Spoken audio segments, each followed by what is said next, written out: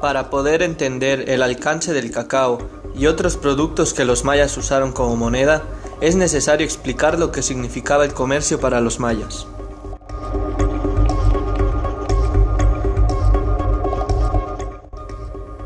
El comercio fue muy importante para la cultura maya, sobre todo el comercio que hubo con otras culturas del área que actualmente es México, porque había muchos recursos usados por los mayas que en realidad no venían de la región donde ellos vivían, entonces tienen que ver la forma de conseguirlos de otras partes del comercio que había entre todas las culturas de Mesoamérica. De igual manera, también las culturas que venían del centro del país tienen que conseguir recursos que solo había en el área maya, y pues que se da mucho ese intercambio entre productos. Fue indispensable para la economía, ya que el área geográfica maya proveía gran cantidad de productos, pero tenían escasez o ausencia de otros. Durante el Clásico se desarrollaron grandes mercados en las urbes, llamados polom.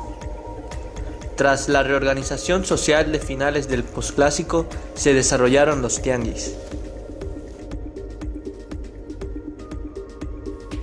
Con la literatura encontrada podemos buscar mucha información acerca de la moneda de cacao, pero lo interesante que encontramos fue que ellos hacían más trueques que cambio de moneda. El cacao se utilizaba mucho en el comercio para exportar e importar, pero siempre fue un cambio, siempre se hicieron trueques. Los mayas tenían una muy buena estrategia acerca de cómo importar las cosas. Ellos lo que importaban se agenciaban de ello y lo cultivaban para luego ellos venderlo.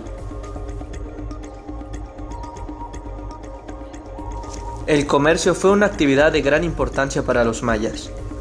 Las rutas comerciales fueron establecidas para transportar productos como vainilla, hule, plumas, pieles de jaguar, tabaco y miel, así como conchas, pescado seco y perlas procedentes de la costa hacia el centro de México y las altas planicies de Chiapas, Guatemala, El Salvador, Costa Rica y Panamá. El comercio era una actividad llevada fuera de sus fronteras por comerciantes y los productos eran transportados utilizando esclavos, llevando los productos a través de caminos y aún por mar en grandes canoas. Por lo regular, el comercio se hacía mediante el intercambio o trueque de los diversos productos ya mencionados, aunque también se utilizaban los granos de cacao a manera de moneda. Las semillas de cacao eran utilizadas como moneda porque tenían un valor medicinal, eran utilizadas para alimentos y para bebidas, sin mencionar los rituales mayas que se hacían con ellos.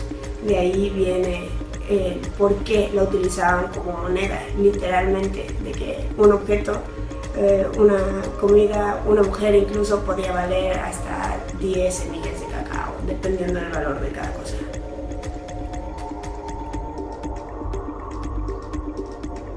El árbol de cacao se cultivaba cerca de los grandes palacios y centros ceremoniales. Sus semillas se exportaban a lomo de hombre hasta las grandes ciudades del altiplano central, donde por la altura el clima era demasiado frío para su cultivo.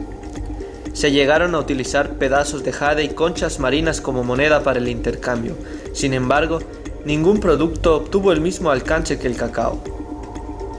Esto empezó entre los siglos XII y XV, cuando los mexicas entraron en contacto con las antiguas ciudades mayas, en donde adoptaron la cultura del cacao y su bebida, el chocolate. El entusiasmo por este producto y el impulso que le dieron los comerciantes llevaron a convertir el cacao en una moneda aceptada por todos los gobiernos de América Central e inducían prestigio a quienes hacían uso de este.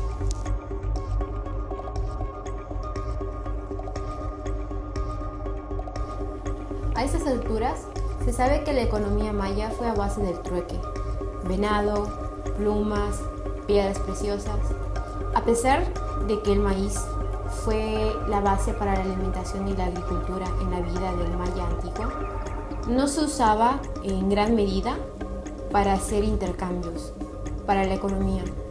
Mas, sin embargo, es muy interesante mencionar que la semilla del cacao, en cambio, fue muy importante para ellos. Incluso hubieron guerras por sus árboles. Aunque consideraban el maíz como su gran riqueza, el cacao era sin duda la genuina moneda de intercambio en esa época. Dado su valor material y simbólico, los granos del cacao constituyeron muy pronto el tributo de las poblaciones sometidas a la autoridad de los pueblos conquistadores y fueron custodiados en almacenes especiales. Esto condujo al chocolate a ser considerado como un producto de lujo cuyo consumo regular no podía sino reservarse a las élites. Entre los tipos de cacao que se comercializaban, el precio variaba en función de su tamaño. Se clasificaban en 4 tipos de cacao, destacando aquel que producía los granos más gruesos, y el cacao humilde, cuyas semillas eran más pequeñas y se utilizaban de preferencia en la preparación del chocolate. Las otras 2 categorías eran más apropiadas para el comercio y los contratos.